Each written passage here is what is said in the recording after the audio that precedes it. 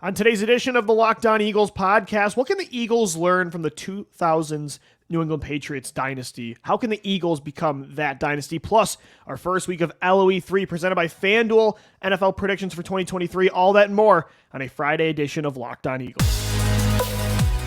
You are Locked On Eagles, your daily Philadelphia Eagles podcast.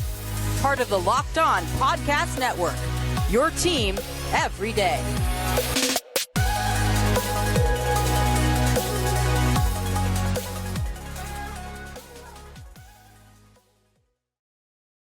Thank you so much for making Locked On Eagles your first listen each and every day. Welcome in, Eagles fans, to a Friday edition of the show. It's sponsored by PrizePicks, the easiest and most exciting way to play daily fantasy sports.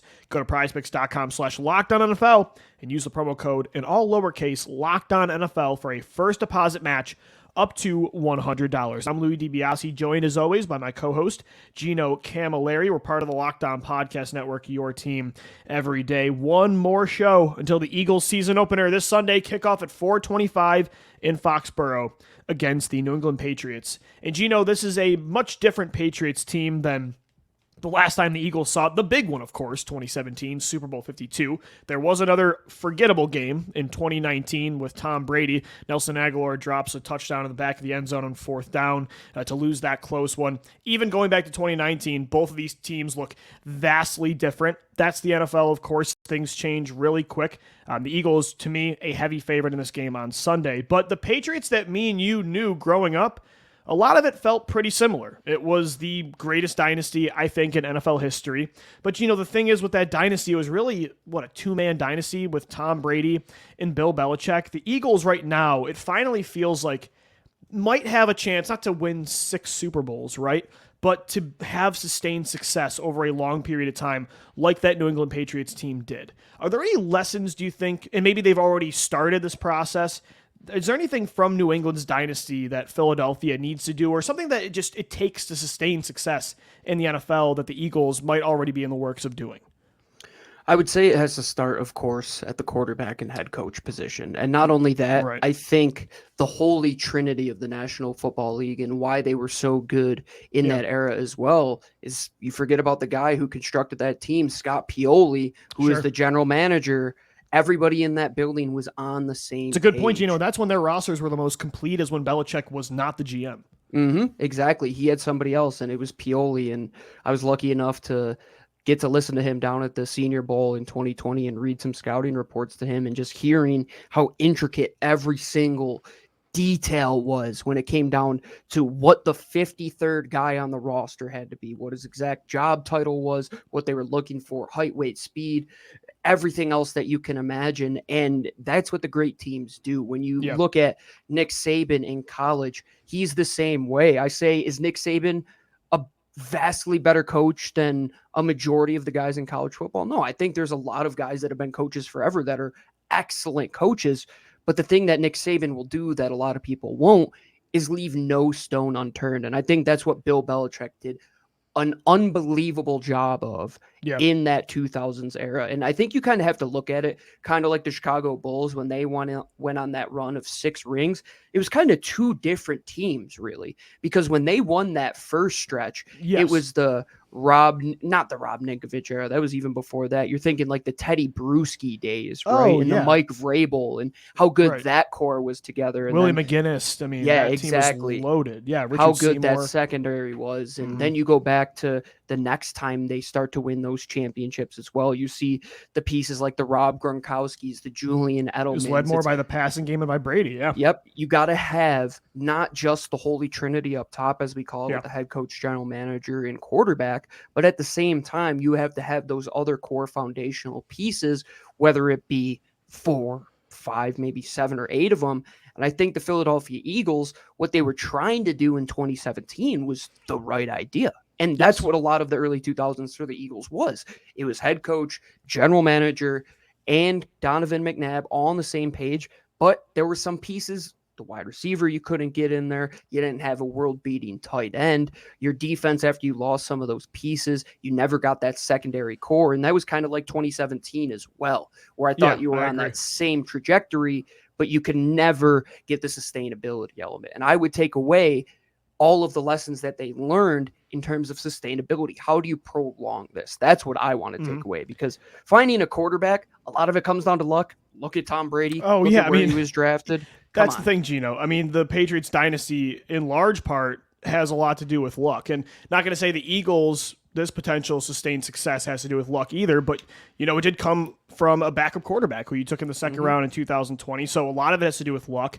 A lot of it has to do with that foundation you mentioned, because the Patriots are the perfect example. Look how different the early 2000s teams were. And then those, you know, the first 3 rings versus the last 3, it was on the backs of Tom Brady. You have to have that quarterback, GM, head coach foundation, because you're not always going to be able to have the loaded rosters of the 2000 to 2005, I'd say, New England Patriots. So eventually you need to be carried by your quarterback, and you need your GM and coach to be able to adapt and have different ways to win football games. And I think that's the one thing I'm very confident with Howie Roseman is he's very willing to adapt. I mean, how many different, it feels like, draft strategies, free agent approaches has he had since he's been the GM in Philly for, you know, over the last decade? So I think the Eagles have a lot of that same stuff. Honestly, I would go as far as saying I think their process is even better than New England's, because after, you know, once Belichick really took over for the front office, there were a lot of off seasons I was wondering what it felt like. A lot of time they were saving money through Tom Brady's contracts, and they weren't really doing a whole lot with it.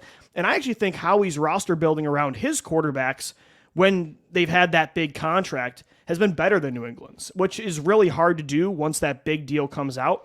But I think that's one thing is Brady carried New England a lot more. There were some years, again, he always had Rob Gronkowski, and he had a year of Randy Moss, Edelman, Wes Welker. But there were some seasons where it didn't look great. He was throwing to Brandon LaFell's and Aaron Dobson's and Kembrell Tompkins. I mean, it was brutal. Even a Dante Stallworth in that equation as well for us Eagles fans. Again, the Patriots had some loaded offenses for sure, but there were just years it didn't feel like they were going for it as much. And I think with the Eagles, you always trust that Howie's going to go for it. He's not just going to be like, this is what we have, and that's fine. I would definitely say more recently that's probably been Bill Belichick's MO, but like that Randy Moss move, it's like, yep, that's what something Howie Roseman would do in today's game. What's the thing, you know, a weapon, you need that elite weapon too for these kind of dynasties. You got to have those guys, Gronks, Mosses, Welkers, Edelmans, the go-tos. I look at Bill Belichick and Howie Roseman a lot in the same. They just fall from 2 different branches of 2 different trees, right? And they're both real living examples of what you would say is probably, it's definitely at the head coaching position, the longest experiment and theory tester that you've had in terms of coaching Darwinism. And Howie Roseman is probably right there in terms of general manager Darwinism of point. Evolving over years. And that's the thing you could take away, in my opinion, is understanding how to evolve and not stay still. And that's what Bill Belichick's one thing about him that people will kind of look over is that he has been that guy that we're saying we have to get like that. Like that's the organization you have to get to where you're planning ahead. You're 3-4 steps ahead. How many times has he let guys walk in free agency where he gets a 3rd round comp pick the next year and then he signs a Jamie Collins back after a failed year in Cleveland? He's done that time and time again. And Howie Roseman makes many of those similar moves. But one of the moves that kind of was like a split in the timelines was Bill Belichick starts to ascend as this head coach and general manager. And at the same time, the Eagles did that, but then they took a complete 180 after Chip Kelly left. And it's like, maybe that was the best experience for them. Whereas for New England, it's kind of the opposite right now where Bill is trying to make his way. And when he was his best, he did have the Scott Piolis next to him, those great, the Nick Casarios, even the guys that he had as right-hand man.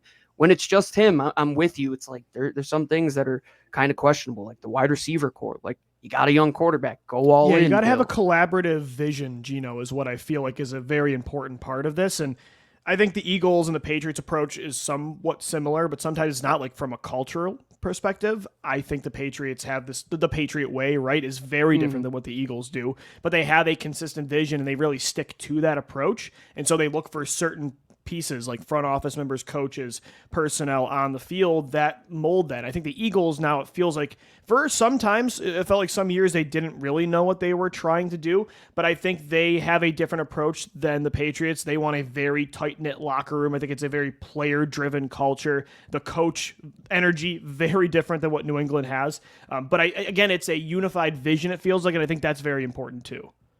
You have to be on the same page. You can only go as the boat goes, and if somebody's rowing in the opposite direction, it's going to be a chink in the armor, and that's what happened to the Eagles with the Chip Kelly and Howie Roseman years. Right? Exactly. You saw those that divide and so that different. split. Yeah, exactly. Gino, I will say, though, again, the simplest way to put this is the Patriots had the greatest quarterback of all time. They're maybe the greatest head coach of all time, and a great front office process. And I think the Eagles have an elite quarterback right now. I think they have an elite head coach and an elite general manager. So there's so much more to it, especially when you sustain success for decades on end, which is so difficult to do now. But I think when you have those main three staples, it makes it so much easier to do everything else. And the Eagles have that. I have no complaints about where they're at right now, especially because they've learned from the past. They've taken the theories and tested them for themselves in some ways, and they went with the 12 personnel heavy route with the Carson Wentz, and that didn't seem to work. And they had more older guys. That didn't seem to work. When they had the younger guys with Deshaun and Jeremy, that seemed to work, so they went back to that. They're taking little bits and pieces of all of those different stories and putting them together to tell the story of 2023, which is probably the most refined Howie Roseman roster because of everything that he has gone through being in this building for over 15 years. Well, Gino, I would say, too, maybe the Patriots, honestly, like in the post-Tom Brady world, I think they've failed to adapt more than the Eagles have. Post-Tom Brady, post-Carson Wentz, very different situations, but once you lose that quarterback and you're left scrambling, I think the Eagles did a better job of saying, let's throw things out and try things differently, because New England, I think your approach has to be different when you don't have Tom Brady. It feels like with Mac Jones, they're trying the same things, and with Mac, you just can't do that. He's not Tom Brady. Mm-hmm. No, he's not, and that's why you have lucked into Jalen Hurts, and now you have that ability that even without those elite weapons, even in his first year and his second year, you saw why he flashed. It's because he is that good of a quarterback. And in the year Tom didn't have those weapons, well, you saw. And look at Donovan McNabb. He had some units that I would say are on par with some of the wide receiving groups that Tom Brady has had in his career. Tom Brady got it done at times. Look at Donovan McNabb, right? Absolutely. Kickoff this Sunday, 4:25, between two very different looking teams, between the Philadelphia Eagles and the New England Patriots, since the last time we saw them 4 years ago in 2019.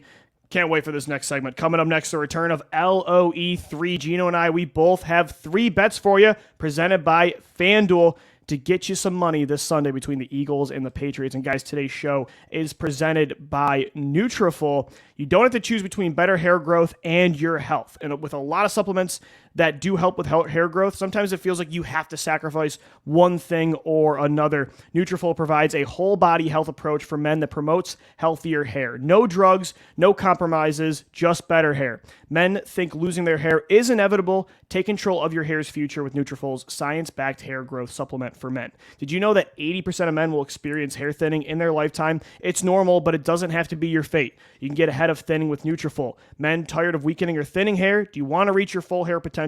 Leading hair growth supplement Nutrafol helps improve your hair growth, visible thickness, and visible scalp coverage. They're the #1 dermatologist recommended hair growth supplement, clinically shown to improve your hair growth, visible thickness, and visible scalp coverage. As I mentioned, go to Nutrafol.com/men to take their hair health wellness quiz, identify causes of your thinning, and Nutrafol will give you a personalized plan for better hair health through whole body wellness. And again, you don't have to sacrifice sexual health, anything that has to do with the body. It's just good, healthy hair supplements, and it works. Take the first step to visibly thicker, healthier hair. For a limited time, Nutrafol is offering our listeners $10 off your first month subscription and free shipping when you go to Nutrafol.com/men and enter our promo code LOCKEDONNFL. Find out why over 4,000 healthcare professionals recommend Nutrafol for healthier hair. Nutrafol.com/men, spelled out Nutrafol.com/men. And again, enter that promo code LOCKEDONNFL for $10 off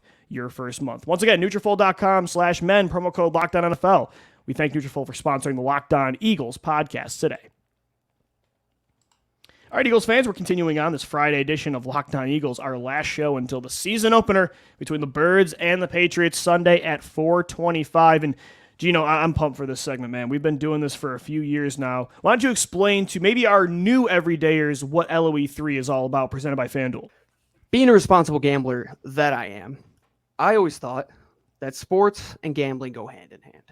And I thought, what better way to introduce our listeners to betting on sports than giving them 3 player props each, so 6 total each and every week in a segment called LOE3. We have been hotter than hot the last 2 years, Lou. If How our much fans money have we made, Gino, for people? If our fans have been riding with us, yes, they will have made, if they bet $100 on each bet, $2,738. So that's pretty good. We're up nearly 28 units. And it's because we talk about this team every single day. And when it comes to gambling, I will say research, research, research. There's a lot of things that you can get into the weeds about. FanDuel does a great job providing you that literature. I even tweeted out a little thread today, how to get through sports gambling. But I'm telling you, player props, if you know and listen to this show, you will have a great inside detail with the crossover shows that we do, what the matchups are going to be. And that's how we hone in on our 3 picks each and every week here at LOE3. Let's just ignore those Quez Watkins bets that I told everybody to make in 2022. Yep. Outside of that, we were pretty good at winning you money in 2022 and in 2021 as well. All right, Gino, Eagles Patriots this Sunday. Let's get into our 6 total player props, 3 each right here on LOE3, presented by FanDuel. Let's start with your first one.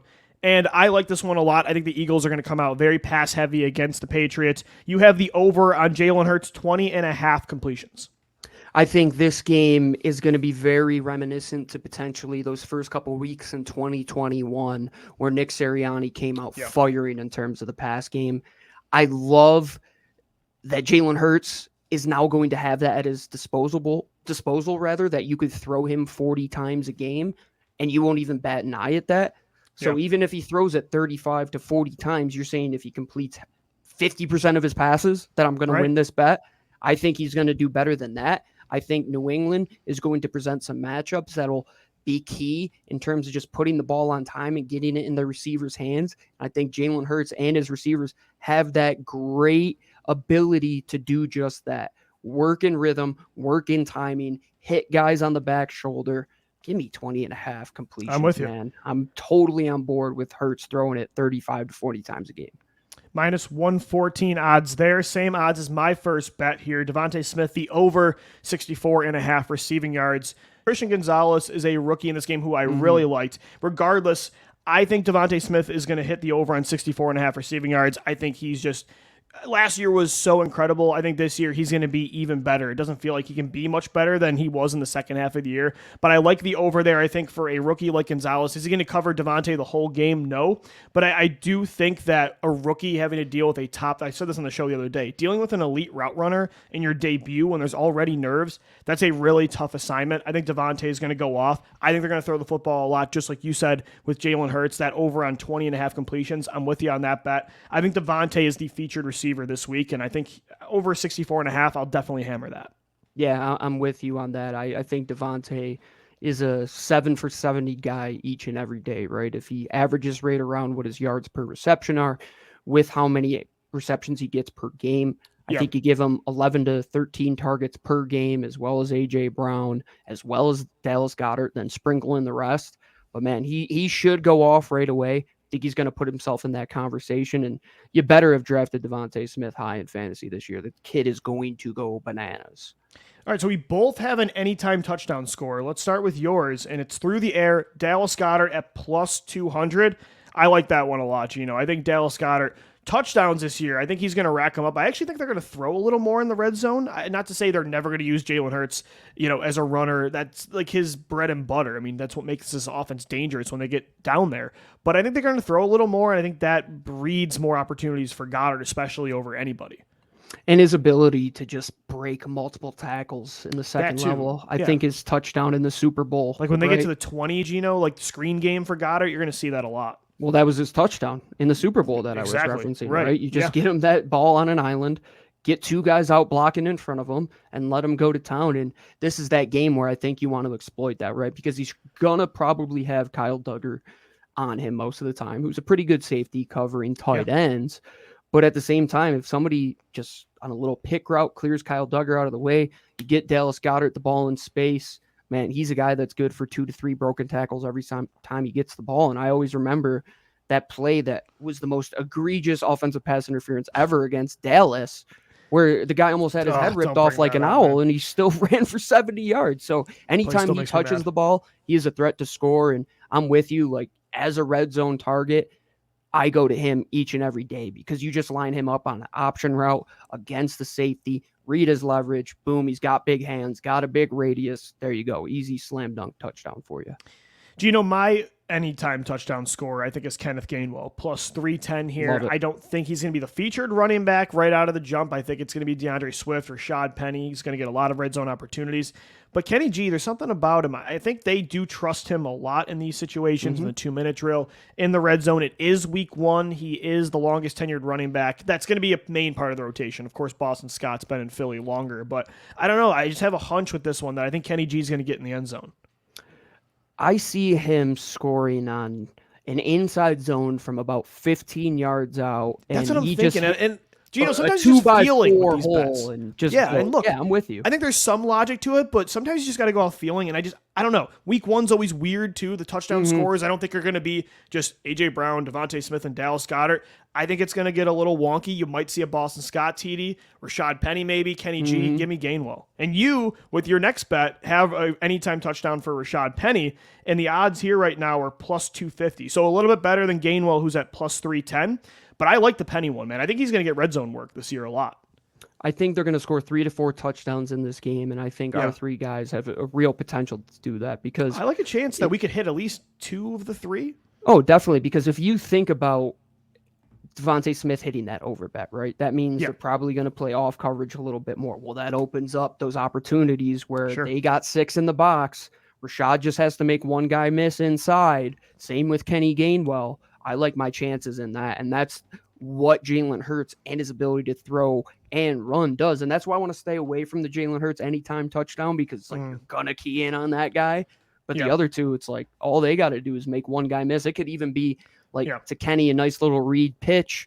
Jalen Hurts gets the guy on an island. Kenny gets outside and goes.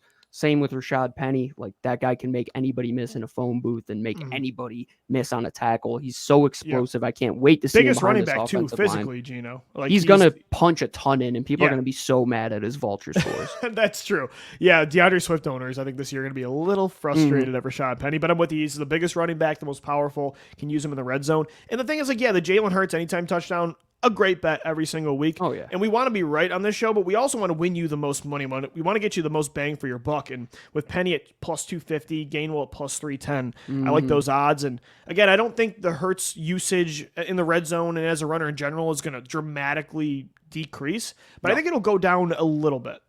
And teams are going to want to keep them out from those 1 to 2 yard areas away from the end zone, right? So if they're going to try and run more, and tendency wise, you're going to think the Eagles will want to reverse that tendency. Teams are going to think we're going to throw at the 1 or 2 or run at the 1 and 2. Let's throw that ball, right? Like break your tendency from last year, and then let's run from 6 to 7 yards out. So I think that presents a lot of opportunity. And I think the last one you bet at minus 114, DeAndre Swift over 14.5 receiving yards. Whoever made that bet.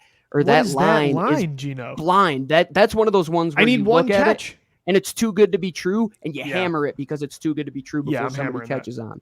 And again, Kenny G is going to be very involved in this passing game in the backfield too, but I think 14.5 receiving yards. That was a bet I liked making a lot last year. I lost a lot because Miles Sanders was just not involved in the passing game, far less than I thought. I thought he was going to at least, most of the time it was like 8.5 receiving yards. It felt like was the line. I'm like, I just need one catch where Sanders takes it 5 yards upfield on a 3-yard check down. With Swift, I think they're going to use him more in the vertical game. The other day at practice, he was the only running back taking drills with wide receivers. I think they're going to line him up sometimes in motion in the slot, try to get him lined up on linebackers down the field. Give me a 14.5 receiving day. I think give me the over on that. Yeah, I think DeAndre Swift. Interesting. We have 3 bets on running backs, and they're all different. Gainwell touchdown, Penny touchdown, and Swift some receiving yards. get the backs involved, baby. Let's run the football, run the damn ball. That's Philadelphia. If they get a lead early, Gino, they're going to be featured. And they're going to throw it too. Like once they run, the old adage, run to set up the pass. Like the Eagles will do that, but they'll use the pass to set up the run as well. And that's why you got to take the boom for your buck, right? Like go for the ones, plus 310, plus 250. That's where I think we've hit like plus 800 and plus 900 bets on this. So stay along all year long. We hopefully are going to continue to win some more money for you responsibly. That is for sure. All right, Gino, coming up next off the top, NFL predictions for the 2023 season. First, tell us about PrizePicks.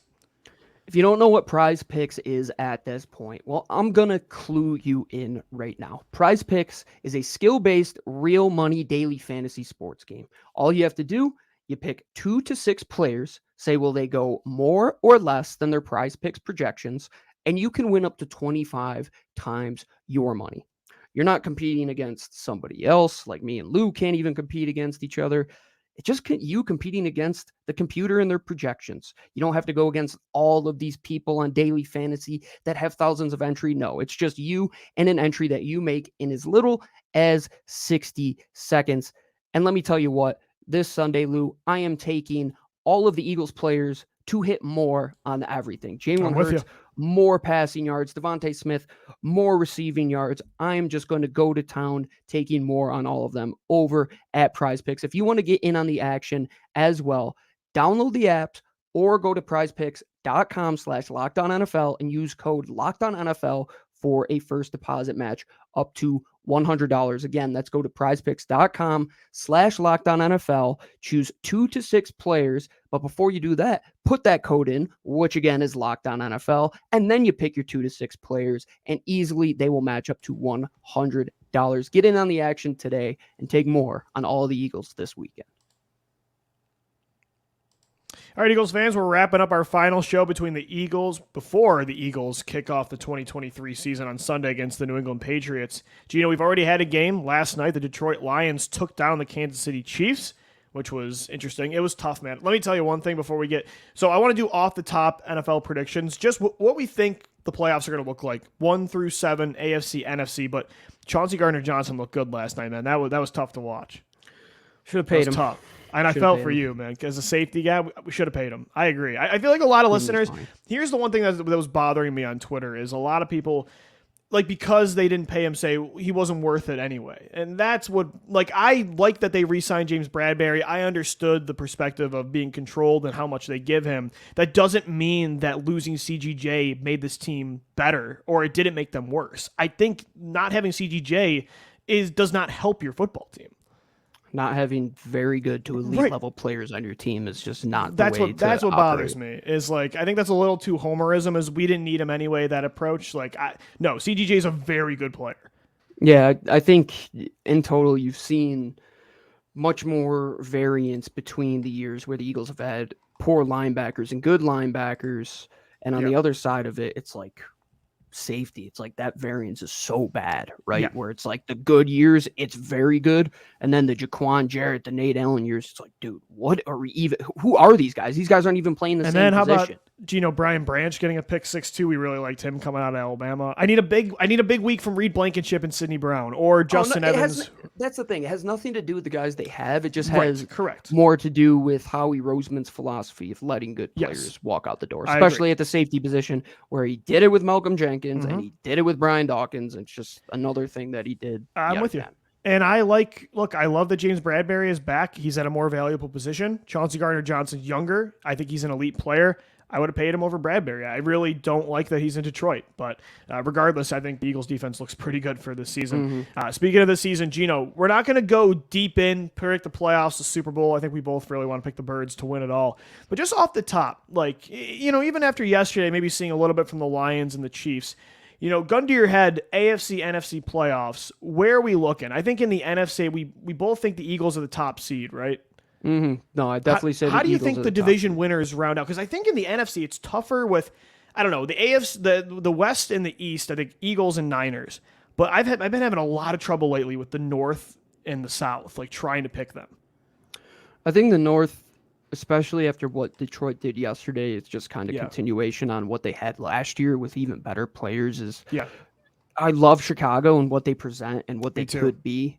I just know the NFL, and I'm going to bet on a sure thing, which to say Detroit is a sure thing is crazy. I just think feels like it, though, after yesterday. A higher floor with Detroit than there is Chicago, and Chicago could just like go on a terrible run, and they just never hit that stride. And Detroit, they just won one game that this game can really take you far. Just thinking back to this, like you always use this as a rallying cry. I think they win the North, the South, like who even cares at this point? It's got to be the Saints. I really like the Panthers, Gino, but that offensive line looked so bad this summer, and I feel like the Saints won, 7 games last year with Andy Dalton? Mm-hmm. I mean, Derek Carr is definitely an upgrade there. I'm with you. I actually had the Lions and the Bears in the postseason. I had Minnesota and Green Bay missing.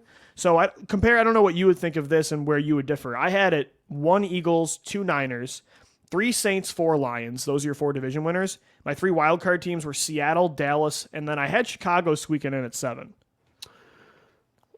I would say the Saints are going to be the worst division winner. So they're the 4, Lions are the 3? Yeah. Okay. I'm with you on Seattle. Yeah. I'm with you. Who was your 7 seed? I had Chicago at 7, Dallas at 6. Chicago, I'm with you. Yeah. Dallas is always like that team. You just throw them in there just because, and I don't. Hey man, if you want to have the Cowboys miss it, I'm with you. New York Giants. I don't hate the logic, especially with the Trey Lance chaos right now. There's a lot of pressure on Dak and McCarthy. I don't think that's crazy. I'm going with the Giants. They were in it last year. I expect them to probably. So we pretty much agree. You just have New York in over Dallas. I like it. For the AFC, I had a lot of trouble with this gauntlet, man. So here's what I did, and then let me know where you would differ. Number 1, Baltimore. Number 2, Kansas City. 3, Jacksonville. 4, Buffalo. The Bills are gonna. That's a tough division, the AFC East. 5, Bengals. 6, Chargers. 7, Browns. I had a hard time not putting in Pittsburgh. I'm kind of on the Steelers bandwagon a little bit this year. I'm going to say that Miami wins that division because they have a better offensive line. I think Buffalo's offensive line is like Kansas City Chiefs, Tampa Bay Super Bowl bad. Like Josh Allen's going to be running for his life, and like they'll get in the wild card for sure. Like they'll probably be the 5 seed.